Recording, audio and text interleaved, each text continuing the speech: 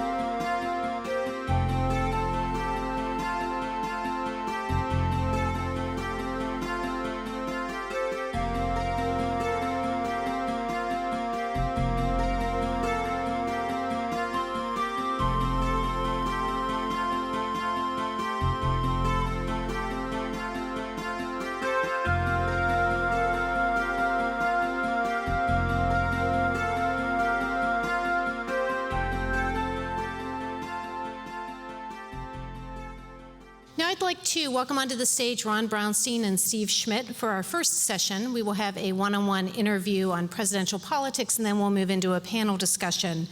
Steve Schmidt is a former campaign strategist for John McCain in the last election, and Ron Brownstein is editorial director of National Journal and political director for Atlantic Media Company. Ron's also a frequent commentator on CNN. He was previously national affairs columnist and national political correspondent for the Los Angeles Times, so it's a bit of a homecoming for him to return to the West Coast.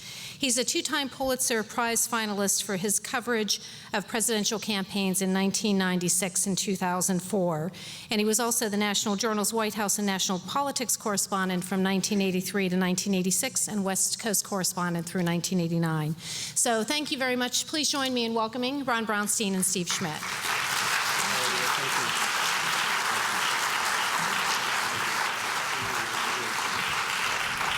Thank you, Elizabeth, and it is always great to be back in Southern California. This is the sort of day that makes you wonder why you ever left. And in the spirit of our title today, Steve Schmidt has gone all the way from the Atlantic to the Pacific, having woken up this morning in Maine, which is pretty remarkable. Steve is now the vice chairman of public affairs at Edelman, which is one of the world's largest public relations firm, and of course was the senior strategist for the 2008 John McCain campaign, ran the Arnold Schwarzenegger re-election campaign, worked in the White House for George W. Bush and with Dick Cheney. So you have been in the room when presidential candidates and vice presidential candidates are preparing for debates.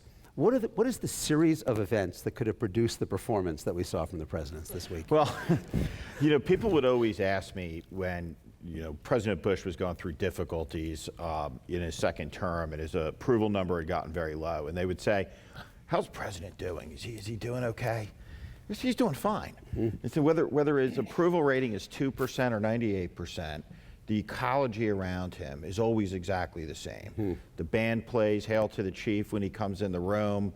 Photographers there are taking pictures of excited people who get to shake his hand. Marines are saluting, the aircraft are on time, and they live in a bubble. And it's very hard to press an incumbent president of the United States that you need to prepare, that you need to practice, that you need to be ready. Because of course, if you were half as smart as they were, you'd probably have a chance of being president, right? And it was the father used to say that, right? George H.W. Bush used to say, if you're so smart, absolutely. How come you're not president? And so I think you come to these moments, and I think whether doesn't matter, Republican president, Democratic president, I think it's the first time in 4 years where there's someone toe-to-toe who is not intimidated, is not afraid, who's there for the purpose of telling them that they're doing a very poor job, and I think it is a totally disorienting experience. But I suspect that Governor Romney has now gotten his full attention. And so you expect the president's tone toward him and demeanor will be very different. Yeah, no doubt. I mean, it has to be. I mean, he went into that debate. I remember so clearly in 2004, we were almost in exactly the same position that President Obama was in against Governor Romney heading into the first debate. We had this remarkably successful convention. We had dominated the period between the convention and the first debates against John Kerry. We all in the campaign believed all the president had to do in that first debate was hold his own. We needed a draw, and the election would have effectively been over. We would have run out the string. 90 minutes later, we were essentially in an even race. And I think that that's pretty quickly when all the polls wash out where the president will be. I think he went into this with total control of his destiny. He had the race. He was totally in control of the race. And he let Mitt Romney back in the game in what's a structurally very close election. You know, one thing that no matter how bad the Romney campaign has been, you know, over the course of the summer, over the course of the fall, is one of the things that helps them is the structure of the race. And I think that the president has a ceiling of about 51.5% and a floor of about 47.5%. I think Romney's ceiling's 51, his floor is 47. But the race is always going to snap back when it gets outside of those boundaries, which it has. Let's talk about that in a minute. But I can imagine, it's easy to imagine in the next debate the president being much more aggressive going after Romney. The part that really surprised me about the debate was the lack of passion he had about his own agenda. I mean, if you kind of think about where he displayed kind of energy and excitement in the debate, there was really about 20 minutes when he was talking about stopping the Ryan vision, the tax cuts, the conversion of Medicare into premium support. It was hard to find any moment where he displayed a lot of excitement about anything that he might do in the next 4 years. And, you know, some people came out of Charlotte thinking that way, thinking about the acceptance speech. And I wonder to what extent you viewed his performance at all as kind of a kind of an admission that, look, these next 4 years, even if you win, that mainly your goals are defensive. Protect the health care bill, stop the Republican agenda, but it didn't seem like he had a lot that he was burning to do. I think you're reading too deeply into it. I think it's much more the case of the 7 Ps coming to play. The 7 Ps would be prior proper planning prevents poor performance. And you know, he went into that debate unfocused, unprepared, and didn't have a game plan, didn't enunciate what he had accomplished, didn't enunciate what he wanted to do, and he just got flattened. And obviously, it got worse as it went along. Right. I mean, you know, Mitt Romney's had such difficulty connecting personally to the middle class. He had anecdotes about people he had met on the trail. He was full of policies then that, you know, drew upon those anecdotes. Criticisms of the president. You know, the president came at Mitt Romney on the question of whether his numbers added up, and, you know, if you knew none of the facts and you just watched it, you know, I think Mitt Romney was very credible in shooting down the president's criticism, the fact that his numbers didn't add up. So, you know, you had one person, I think, that understood fully what the stakes were, you know, heading into that debate, and another person who was ahead. They've been playing prevent defense. And prevent defense leads to many a ruin, and, you know, in sports and in politics. And they had a chance to put him away, and they just didn't do it. Not only prevent defense, but one thing that's been remarkable about this race is the extent to which the Obama team, as the incumbent president, has been able to make it a referendum on the challenger. And, you know, they really could not do that for the 90 minutes. I mean, you know, there was only really short parts of the debate where he was able to shift most of the focus was on him, his record, his plans. And that was just much more difficult for him. It was just a very different dynamic when he was having to kind of talk about himself, either looking back or looking forward. Yeah. I think it was a great debate victory for Mitt Romney, but one debate win doesn't correct for a lot of the issues that have played out in a number of the states. The race will tighten. It will tighten in a number of the swing states, but the decision that the Romney campaign made in the spring and over the course of the summer, that they would cede the ground to the Obama campaign, allow the Obama campaign to define Mitt Romney in these states, and that, you know, Mitt Romney would worry about that later. They could do it at the convention, which was a failed convention. They could do it through the VP pick, where they didn't bounce with the VP pick. If they lose this race, that will primarily be the reason, is that the image of Mitt Romney versus the reality of Mitt Romney, which we saw on display in the debate, you know, the two so far apart, and they had every opportunity over the course of the spring, over the course of the summer, themselves to define for the American people who Mitt Romney was. You never want to let your opponent do that to you, and that's in fact what Now, happened. are you thinking there primarily about defining him in terms of his background and priorities, the kind of the bane story, or also the agenda and kind of Well, who? both. Yeah. Well, both. I mean, I think you looked at what was the strategic premise of the Romney campaign going into this election, going back 2 years, and it was that unemployment is over 8.5%. An incumbent president can't get reelected with 8.5%. So all we have to do is get through the Republican primary, be present, be a name on the ballot. We'll win the election. We need to be a plausible alternative. I think that's just not the case. Until Mitt Romney enunciated in the first 3 minutes of this debate, these are the 5 things I want to do as president. You think you could have held a gun to the head of his most vociferous supporters, and they would have been unable to tell you why he wanted to run for president, why he's running for president, what he wants to do as president. You just didn't have that articulated, at any level in this campaign until that moment. Because I think that it was very much a campaign that said, look, if we go out and we talk about Mitt Romney likes to eat apples, there's orange growers out there we may offend. And we don't want to offend anyone at any time by taking a position on any issue, that's even the least bit controversial. Let me challenge that, because they also didn't define him. I mean, they had 18 years from the first campaign in 1994 to prepare for the attacks on Bain Capital. Right. The release of tax returns is really a pro forma part of any campaign right now. I mean, I had the same level of outrage that the Obama campaign has on a daily basis, demanding to see his taxes, when we were demanding to see Teresa Heinz Kerry's taxes in 2004. It's a total lack of preparedness on these issues. You may have actually seen Mitt Romney's taxes. I may have. From the 2008 campaign. Nothing you want to share, is there? But let me, you said about not taking any controversial positions. In fact, during the primaries, he made a series of strategic choices that have had enormous resonance into the general election. In particular, when first Rick Perry and then Newt Gingrich emerged as alternatives. Each case, he chose to go to their right, primarily with the issue of immigration, and arguing that they were soft in various ways: in-state tuition, any kind of amnesty, veto the DREAM Act, Arizona law, praising it, dropped the lawsuit on day one. Unemployment among Hispanics has been double digits every month of the Obama presidency. The last 5 national polls, he is exceeding the 67% that he got in 2008 among Hispanics. He's over 70% in the last 5 national polls, Obama.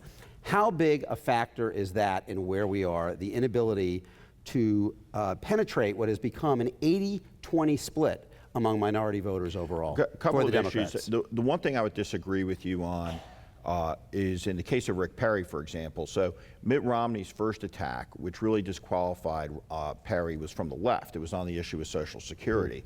Mitt Romney went out there, defended Social Security, said this guy's comments on Social Security make him unelectable. In the primary, what drove Mitt Romney's ballot vis-a-vis the other candidates was the question of electability.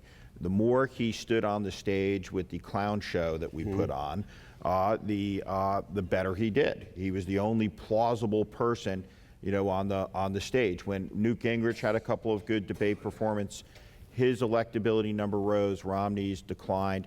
But Romney's ballot strength was never driven ideologically. It was always driven through an electability question in the primary. So that makes the question of why he moved so far to the right on all these immigration issues, particularly as someone who is from outside of Washington and adopted essentially the position of the congressional brand, which is totally toxic with Latinos.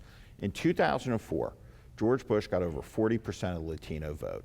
We were having discussions in 2004, 2005 about how to grow that vote share to 50%.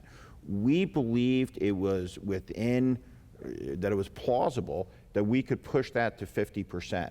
We're now in an election where we're talking about whether he can get to 25% or whether he can get to 30%. And if you look at the demographic changes in this country, and certainly you see the annihilation of the Republican Party as an effective institution in this state because of the collapse of the Latino support. But if you look at Latino population trends in Iowa, in North Carolina, Florida, obviously, even Ohio, but also any one of a number of states that you don't, particularly think of, as quote unquote Latino states, this will render the Republican Party over the next generation into a regional party. The consequences of it are just profound. And so even if Mitt Romney has a couple of great debates here, it may be that that decision is what is the balance in a very close election between him being the next president of the United States and, you know, a former nominee. The basic math is that Obama won, as we said, a combined 80% of all non-white voters in 2008. They were 26% of the electorate. If he wins at least 80% again, and they are at least 26% again, they're now 29% of eligible voters, by the way, so it could even go up. But if it's 80 and 26 again, Romney has to win 61% of white voters to get to a national majority. And to put that into perspective, Reagan in 80, Eisenhower in 52, Bush in 88, three best performances ever by a Republican challenger among whites, all between 56 and 61. So it's conceivable he could run about as well as any Republican challenger ever among whites and lose. Absolutely. And I wonder what the reaction would be in the party if that is the way this plays out. If he loses the election, there will be the beginnings of a proper civil war in the Republican Party. I mean, everybody will blame everybody. I mean, part of the lesson will be that the establishment candidate won again. He wasn't conservative enough.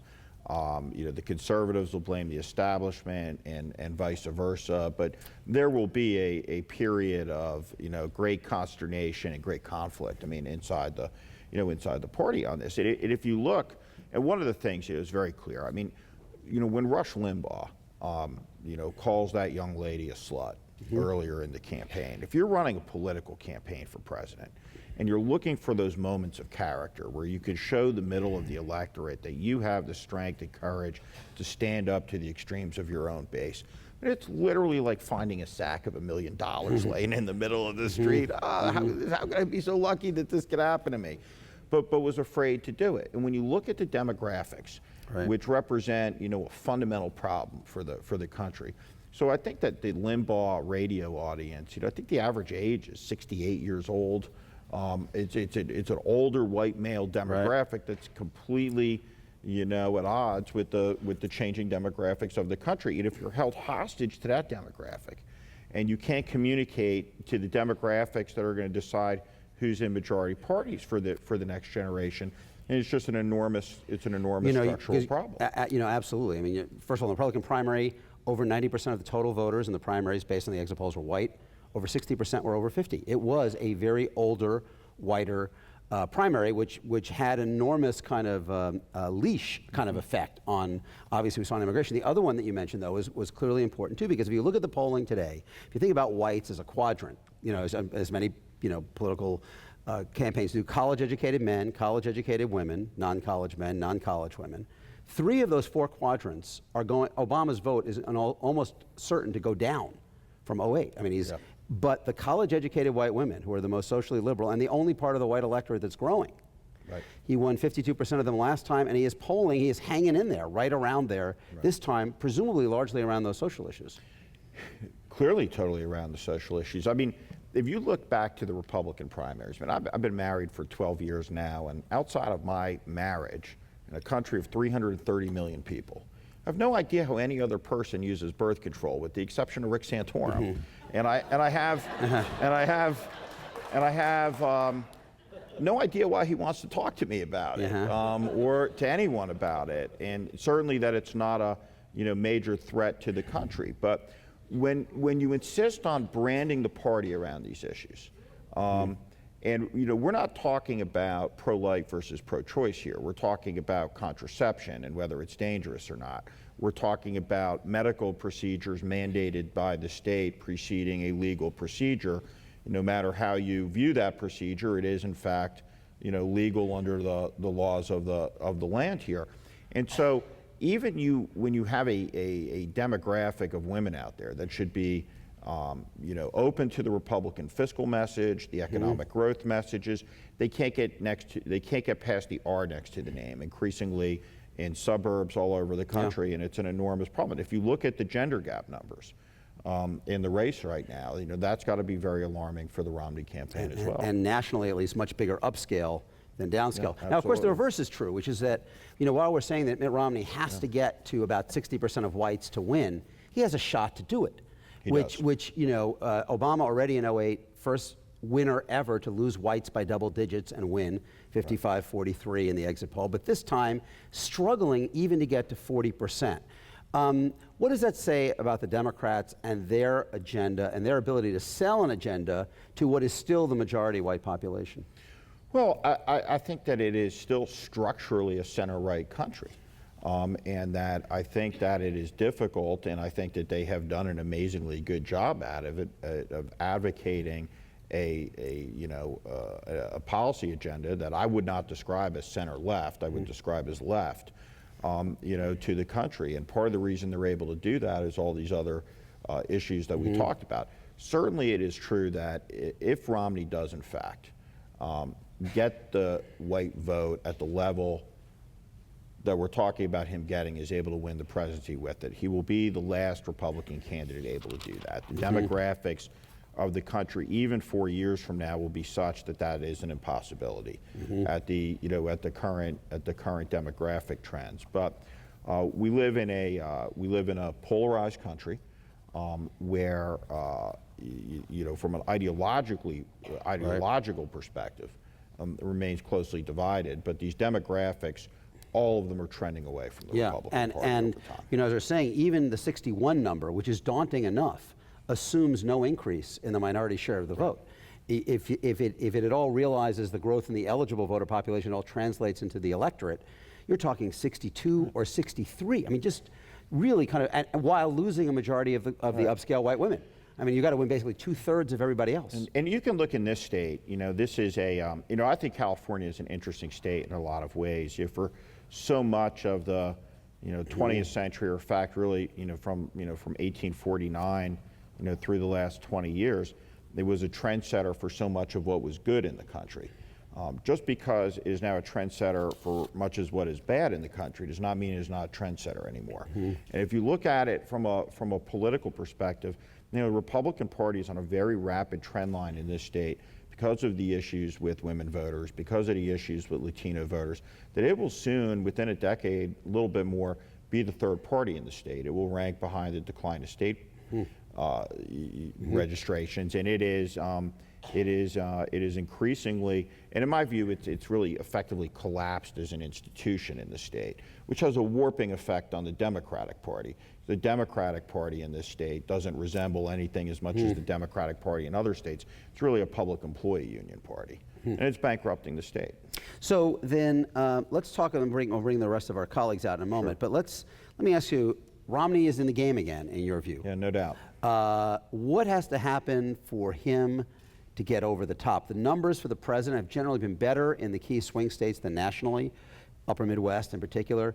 What has to happen for Romney to get there over these final 30 days? Well, I think at a macro level, the decision that voters have to make. Remember, we live now in an age where people are already voting for president. There's no such thing as election day anymore. The voting period in a lot of states has begun. But what's the decision that people are making? They're making a decision, at the end of the day, are we going to fire that guy and hire this guy?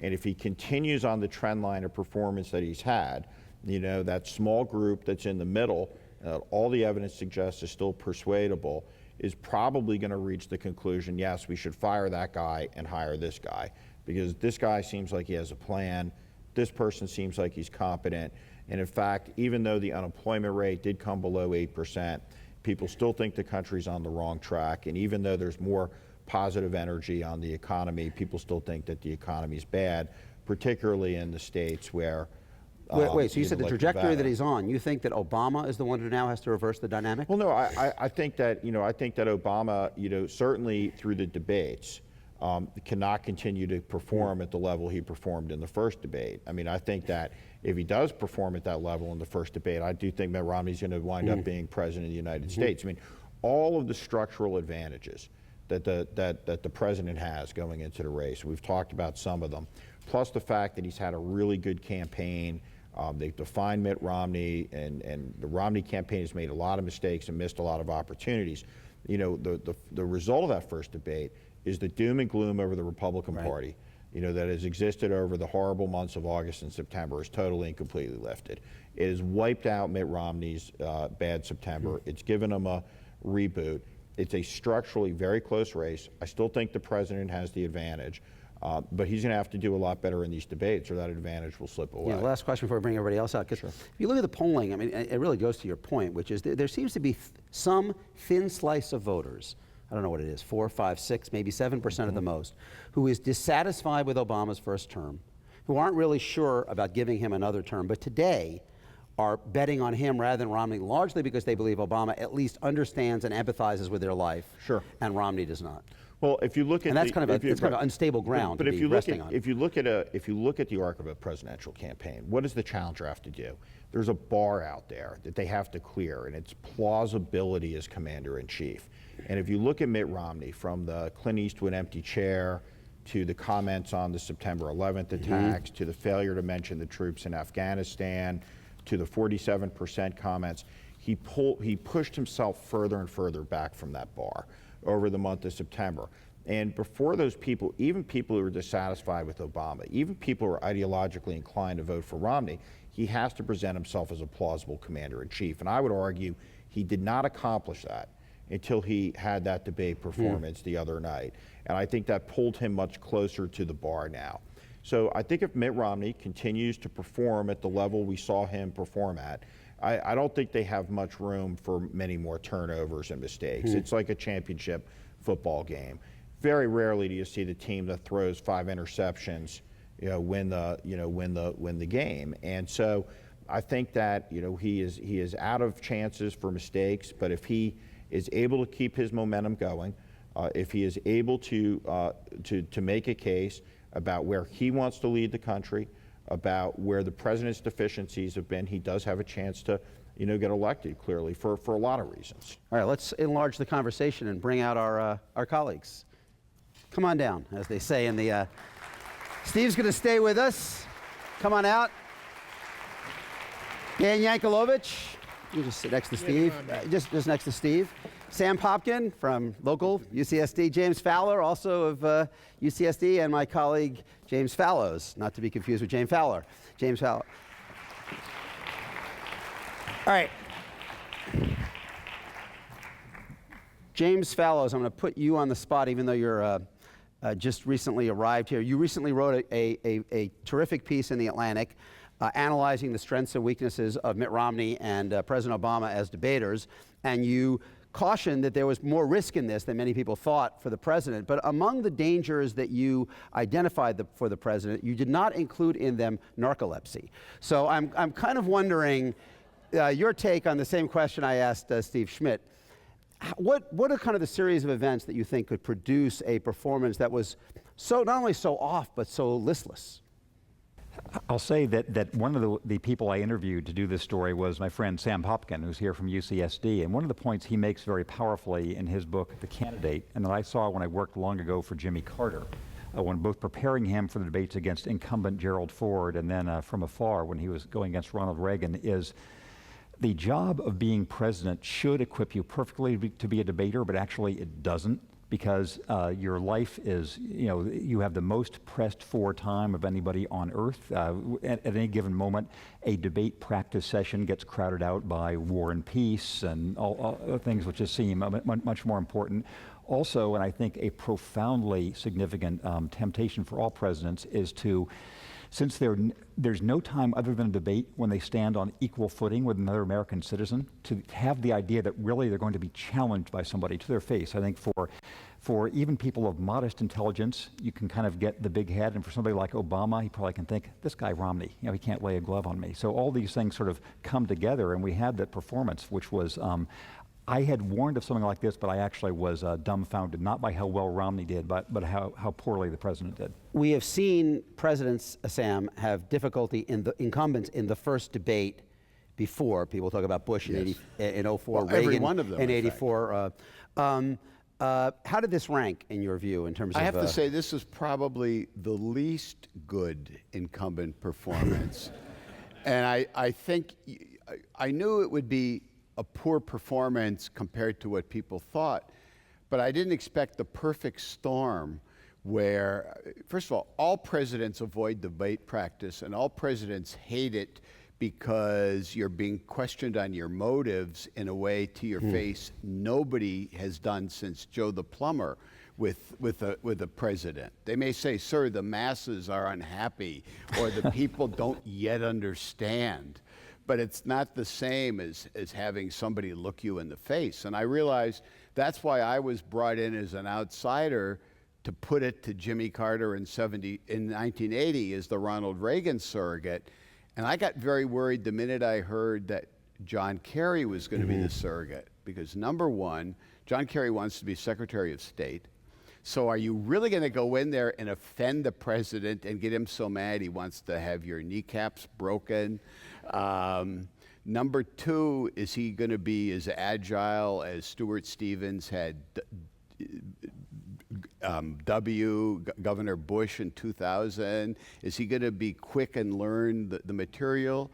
And this is the first time in history that they've now brought in a coach for the surrogate, bringing in Bob Barnett to help them. So I expected poor. I didn't expect sleepy. Dan? Well, what was your take? For Romney, it was life and death. And one of the things you might say about Obama is maybe he doesn't have the killer instinct, because this would have finished Romney off. And so Romney had to. And I am startled by the extent to which he was able to narrow this likability gap. The other disparities were not as huge, and within a single evening. So it depended on his life and death performance, and Obama inadvertently obliged. And I don't know whether it was, everybody has a bad night. Yeah. What things that Sam is saying is the case. Altitude is a possibility. Al Gore thinks so. Yeah. Yes. James Fowler, in this, I kind of feel sometimes when I'm covering politics now, because of the way social media has developed and the internet has developed, that I'm living in a pin underneath the glass in a pinball machine, where everything just keeps bouncing and lights are going and there's all of this noise, constantly on Twitter and online. But I wonder if the effect of that is to compound the impact of a bad night like this, or to dilute it, because there's something else almost immediately. Is there a reinforcing or a dispersion? Yeah, so I was watching Twitter the night of the debate, and I was really fascinated because I think everyone thinks that what Twitter is doing is it's allowing everyone to have an equal voice. But in fact, what you saw was that there would be a very small number of people who would come up with creative tweets that just captured exactly what had just happened in the debate, and then everybody would be retweeting them. And it's the same thing we've known for 50 years. You have opinion leaders. And this is exemplified, in a lot of our own research. We just did an experiment on Facebook in the 2010 elections with 61 million people. And we looked at 6 million people on Facebook with validated voter records. And in that experiment, we saw that there were about 60,000 people who voted because Facebook told them to vote, but when their friends told them to vote, that got out an extra 280,000 people. And so it's not the message that's being sent directly that's going to have the biggest impact, it's how it's amplified as it goes through these social networks. And I think that's the real power of these online social media. They're tapping into these real-world social networks that we've always had and showing us just how powerful a very small set of people can be. Well, let me stay there for a minute, because one of the things that campaigns feel is obviously historic. The model of the way the campaigns communicated with the electorate was kind of vertical. I mean, you kind of came out directly, or you raised money, it went up to headquarters, and it came back out in the form of television ads. Now there's enormous focus on trying to create horizontal networks of communication, where you provide people information and basically ask them to kind of, disperse it among their networks of contacts. And yet they're still spending, I think, over $1 billion on television in this campaign. In this period, which is more effective, do you think? Is the conventional, the historic approach of raise a lot of money, pound a lot of television still the best way to change the dynamics of an election? Or is this other form, this kind of networking form, becoming increasingly important? Networking, and no one's doing it yet. And so, I was talking about this with Nico Mailey the other day, and he was saying, Obama raised $1 billion on the internet and spent all of it on television. Yeah. Right, and that's even true in this election. Everyone's talking about the internet, but all the money is still going out to television ads. It's because the campaigns aren't looking at the friends. What our research shows is that for every one person whose behavior was changed by a single message on Facebook on election day, there were 4 friends people's behavior who was changed. And that kind of multiplier, someone's going to figure that out. Someone's going to figure out that it's not just changing the target's behavior, it's getting the message to spread from person to person to person. And you cannot beat the exponential power of the network once you're able to figure out what kinds of messages are going to spread that way. Steve? I largely agree with it. Television advertising has been overstated in importance in presidential campaigns for a long time. The free media narrative is much more important to the outcome of a race and in moving numbers. And ideally, when it's the free media narrative and the paid advertising narrative, working together, you're going to have the best result. But it used to be advertising in a political campaign was top down. It was an assertion of here's what I want you to know about me. You all evaluated whether it was credible or not or relevant. In a social media world, what matters much more is what all of you say about me, the candidate. But all of this, whether it's corporate advertising, corporate communications, political communication, all of it has to work together now symphonically. And so you can't have an effective communication strategy in a campaign with a weak advertising strategy, a strong free media strategy, and a bad social media strategy. It's all of it needs to be synced up and working together. Sam, I've been in the camp in my political reporting career that has been, like Steve, very skeptical of the impact of paid advertising in television campaigns and presidential campaigns, as opposed to races down ballot about which there's less other information. But in this race, the impact, there does seem to clearly be an impact in the battleground states of the Obama campaign defining Romney. I mean, you kind of look at his favorable, unfavorable ratings, the share of people who say he cares about people like me.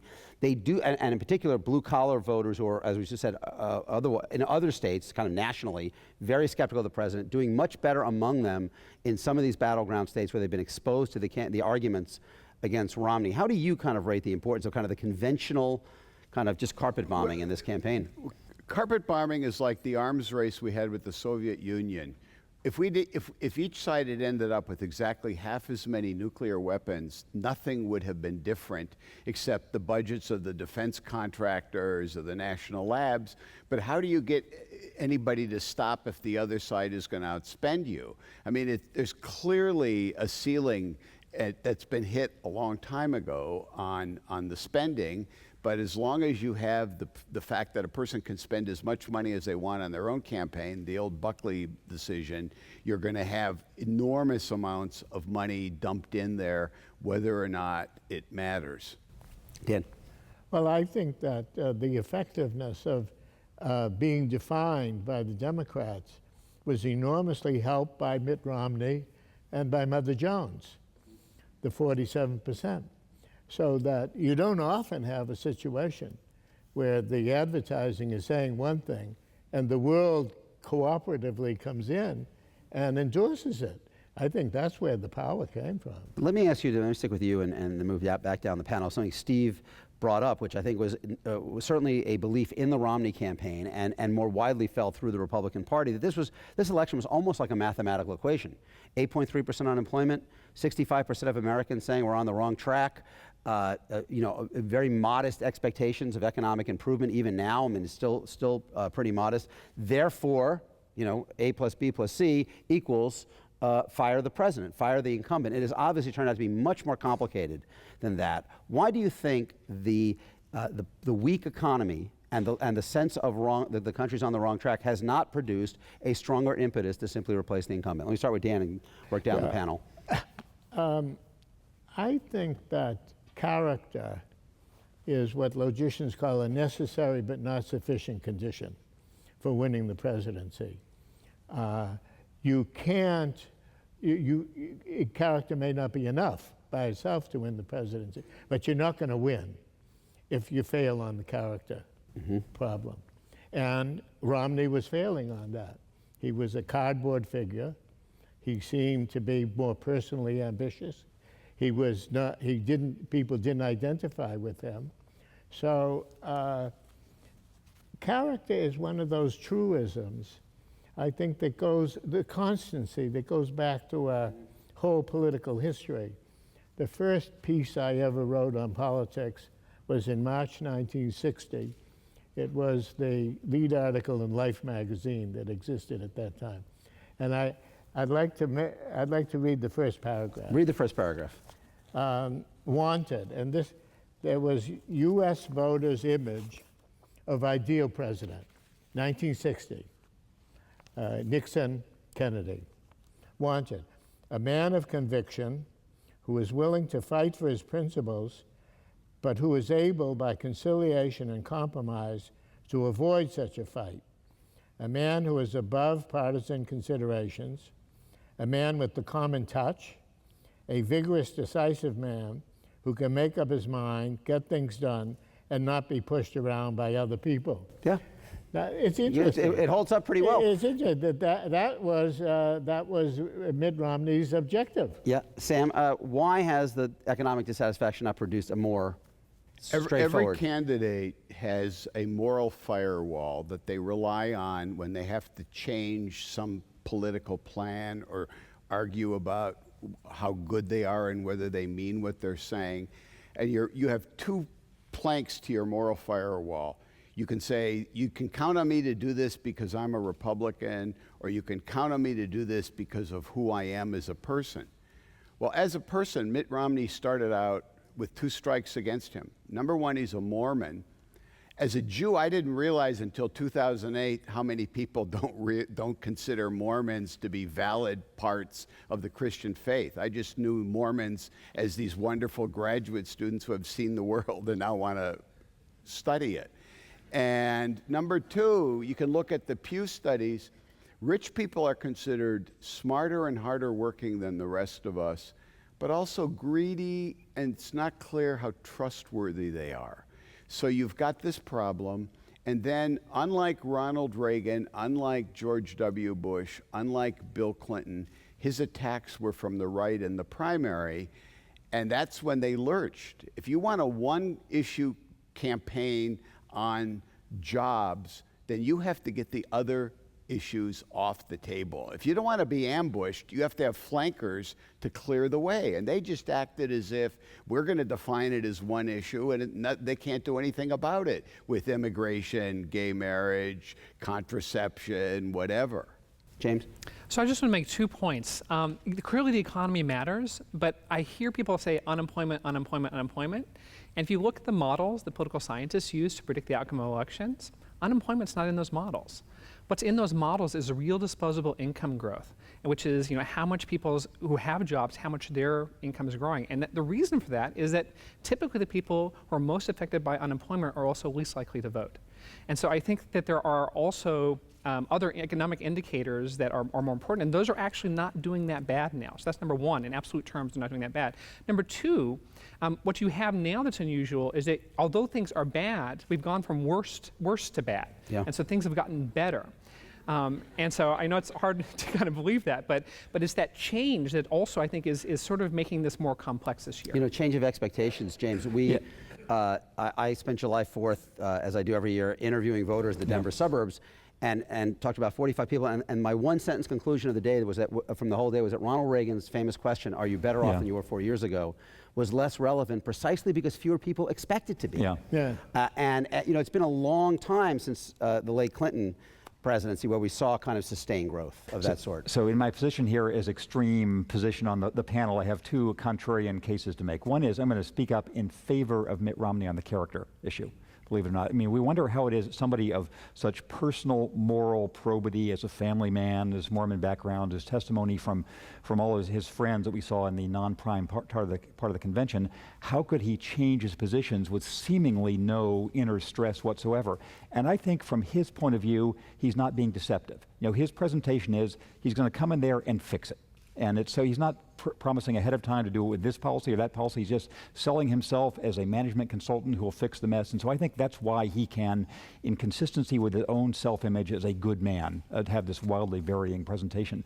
On the firing the incumbent calculation, my experience back in the Jimmy Carter days is it's actually harder to do this than we think. Remember all the things that Jimmy Carter had going against him in 1980. Prime interest rate that spring was 21%. He'd been challenged by Teddy Kennedy in the primaries, as if Hillary Clinton were running against Obama now as opposed to supporting him. He'd had the Iran disaster as opposed to the Osama bin Laden rescue mission. His cabinet was in chaos. He'd fired some, others had quit. And he was running against Ronald Reagan, not against Mitt Romney. And still it was very close. I mean, it was close until the end when it was not close anymore. And so if you look at most other re-election runs, the fire the incumbent argument actually is pretty hard to make. There is a lot of sort of tailwind behind the Steve, incumbent. can I ask you, because we focus a lot on Romney and his personal deficiencies, but he has really, over the course of these 2 years, and as Jim was suggesting, really the last 6 years, tried to accommodate himself to the party rather than the other way around. He's really tried to make himself very much in the mainstream on all the major issues where he might have been divergent. So to what extent are his difficulties a statement about a larger problem about the agenda, and whether the agenda as now formulated, we talked about the problems of the Democratic Party and their agenda, but is the Republican agenda inherently a majority agenda at this point? I guess I would dispute the notion that there's something structurally wrong with Mitt Romney through the process in the way that you described. I think the problem that Mitt Romney has had is Mitt Romney hasn't told Mitt Romney's story, and he let the Obama campaign tell Mitt Romney's story, and it reduced him to a cartoon character. I think that one of the defining issues of our time is the collapse of trust in nearly every major institution in the country. And you can look at from Penn State to major religious organizations, to business, to politics, to government, to the political parties, and so on and so forth. Really every institution in the country, with the exception of the U.S. military. Of all of the institutions that have lost trust, there is no institution that's had a more catastrophic loss of trust than the financial services institution, of which Mitt Romney comes out of. And I think structurally, that has been very, very difficult for him, to deal with, holistically in the electorate as a character issue. But I think he's a person of impeccable personal virtue, and they just haven't told the story. Sam, is there an agenda issue? I agree with Steve. I don't think I don't think this is an inherent problem. If you could be named Rockefeller and get elected governor of Arkansas, senator from West Virginia, you've overcome a monopoly that was disliked so badly, you can do it. You can be a Goldman Sachs and work in New Jersey for years and then become a governor and a senator. But you have to work at overcoming it, not take it for granted that your competence will carry the day. And so that is a fault of the presentation, I agree.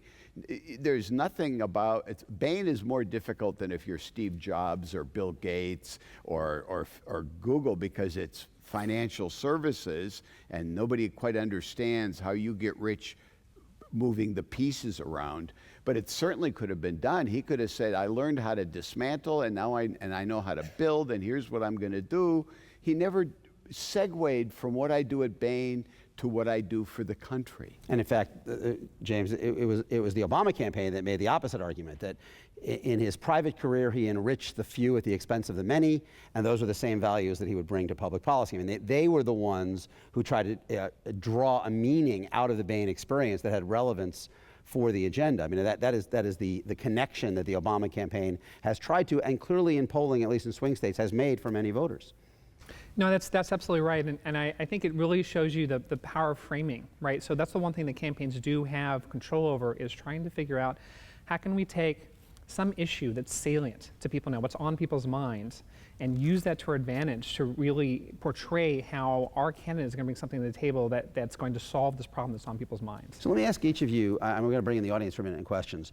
One thing, the debate notwithstanding, where Romney kind of blurred some of the differences, I think pretty clearly if you look over the length of this campaign, we were talking about two parties that are now deeply, deeply divided across the full range of issues. I mean, whether it's taxes, the future structure of Medicare and Medicaid, whether to go forward or repeal the health care bill.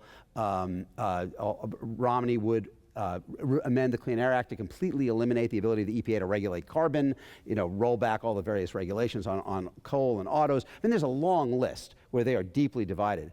But the odds are pretty high, as we were talking about before, that this election is going to show the country to be pretty closely divided, regardless of which way it tips.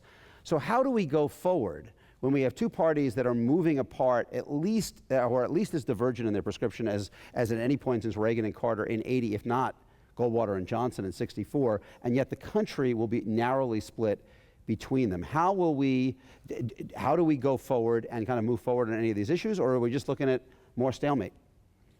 Well, there's two parts of it. For the entire history of the country, the art of politics is that it requires both sides who profoundly disagree with each other on all manner of issues, with people who can't stand the sight of each other, to sit across the table and to do the people's business and to come to some rational agreement on moving the country forward. And that has ceased. Part of the reason it has is because of the campaign finance laws now in place. We have pulled the money out of the campaign committees and away from the political parties, and they have always been moderating influences in American politics. And now the money has flowed to these outside groups that are ideological, imposing litmus tests, and so you have the incumbent members of Congress who are terrified of being taken out in a low turnout primary and are doctrinaire 100% of the time on 100% of the issues, and are just absolutely uncompromising in a way that has made it difficult to govern the country. I think it's going to be a little bit easier than most people suppose. Like, for example, on the fiscal cliff. The main motivation for opposing Obama in the Senate has been to keep him from having any victories. Well, that's a motivation to keep Republicans cohesive and together.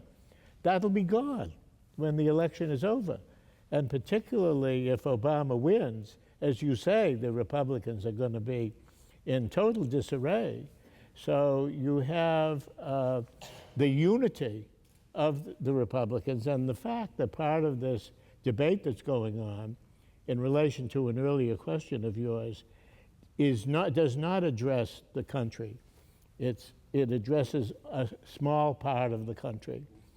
I think there's a civil war in the Republican Party whether or not Governor Romney wins. This is reminiscent. I always feel like I'm a Democrat back in the 70s and 80s when Senator Dodd was knocked off in the primaries, a campaign that had Joe Lieberman, Bill and Hillary Clinton, and a whole new cadre, and Tom Hayden knocked off John Tunney for not being left enough.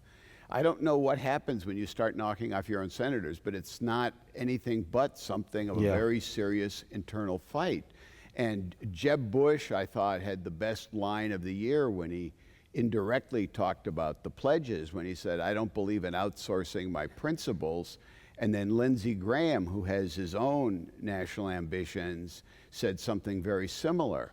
So I think you'll see, there's a struggle in the Republican Party. I think the Democrats should look back. Before you go back to the Democrats, does that mean, does that imply there's a camp in the Republicans who would be willing to work with a re-elected Obama? Some Republicans would rather have half a loaf rather than none. And I don't know how that goes, but it's clear that some Republicans are passionately on the side of President Bush and Steve, of opening up the party to Hispanics, forgetting about these issues that are guaranteed suicide, and getting back to the old moderately conservative economic republicanism. James, your research on how networks learn and how influence reverberates through the network. Parties are networks. What is the lesson you think Republicans would, what lesson each side would take if they lose in this election? Well, I'm actually like a lot more worried about something more fundamental, and that's inequality. So if you read Keith Poole and Howard Rosenthal's and Nolan McCarty's book on polarization in the United States, there's just this beautiful match to how inequality fell from the 30s to the 40s and 50s, and it started rising again. And it looks exactly like what's happened to polarization over the course of the 20th and early 21st centuries. And we don't know yet why there's the relationship, but my sense is that whenever you are in an environment of high inequality, it gives people on both the left and the right an opportunity to win with extreme arguments. And so I think if you want to solve polarization in this country, you have to solve inequality. And boy, there's probably not a more challenging problem. Or is it the other way around, right? It's the jury's still out, but I personally think that inequality is driving it rather than the other way around. So James, what do you think? If Obama is reelected and there's a Republican House, either party controls the Senate, can you see the environment in which it's 1997 again and everybody says we have to make a deal? I can see the environment with a part of my brain that relies on magical thinking. And just And to explain what I mean here, I've spent a lot of my working life outside the U.S., seeing how we seem from other countries' perspectives. And in most ways, the U.S. looks tremendously robust, resilient, creative, except in the structure of our governance, which is 200 plus years old and very, very difficult to change. I think we see here in California that problems with the structure of governance can have really bad consequences. And at the national level, we've overcome them in magical thinking type moments. For example, Obama got 53% of the vote 4 years ago, but he was 70% popularity inauguration day. There was some willingness to believe various times of the fact that Bill Clinton is now the most popular man in the U.S., including among people who wanted to impeach him and and convict him for murder and all the rest. So there is some irrational yearning for effectiveness, that maybe will burble up. Steve, we talked about you and I talked about this before. Country is a country that's now 37% non-white, according to the 2010 census. 26% of the electorate in 2008 was non-white. 90% of John McCain's votes came from whites. It'll be at least that high for Mitt Romney, maybe even a little higher. Is this simply an issue of the immigration question, or is there also, in terms of what it means for Hispanics, or what is kind of the range of responses that Republicans are going to need to tap into what is this growing share of the country? Well, first off, what drives the problem in the party is the tone out of the congressional brand in Washington. We have a fantastic Hispanic Republican governor in New Mexico. We have a fantastic Hispanic Republican governor in the state of Nevada. The brand there is totally different than the Washington brand. So, you start with going out and communicating to Hispanics that we're a hell of a lot better off as a country with you all here, with you all participating. This is for Republicans. There's no demographic in the country that serves more readily or at higher percentages in the U.S. military, for example. So, we need to have a welcoming message, and we need to have literally a zero tolerance message for people who go out and demagogue these issues, the Tom Tancredos of the world, including the entertainment and talk radio wing of the party. All right. Well, thank you all. Join me in thanking this terrific panel.